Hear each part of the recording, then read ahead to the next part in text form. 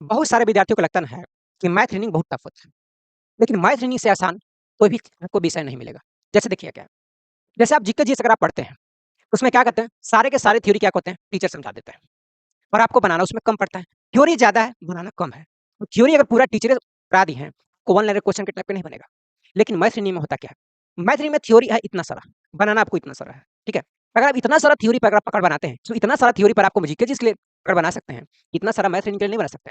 और इतना सारा अगर मैथ रीजनिंग के लिए अगर बना लेते हैं, तो आपको क्वेश्चन क्या हो जाएगा, बन जाएगा। जैसे हर चैप्टर का अलग-अलग अपना वेटेज है। अब थ्योरी भी होता है। जैसे मान लेते हैं मेंसुरेशन को लेकर के चलते हैं। मेंसुरेशन में होता क्या है कि कुछ फार्मूला होते हैं। अगर आपको फार्मूला याद है, आपसे प्रश्न बन जाएँगे। देखिए फार्मूला कम है, प्रश्न आपको ज़्यादा सा मिलेगा। मेन फार्मूला पर उस पर कॉन्सेप्ट बनाइए, उस पर पकड़ बनाइए। तो वो अगर रहेगा क्लियर तो आपसे क्या हो जाएगा, बन जाएगा। इसी प्रकार से सब चैप्टर का अलग-अलग क्या है, कुछ न कुछ वेटेज है। कुछ न कुछ उसमें थ्योरी है। अगर उस थ्योरी को अगर आप पकड़ में बनाते हैं, तो आपसे क्या होगा, मैथ रीजनिंग काफ़ी आसान हो जाएगा। ठीक है? और इसके बावजूद भी अगर नहीं होता है, तो आप हमें कमेंट्स में बताइएगा। हम आपके इसका समाधान करने के लिए तैयार हैं।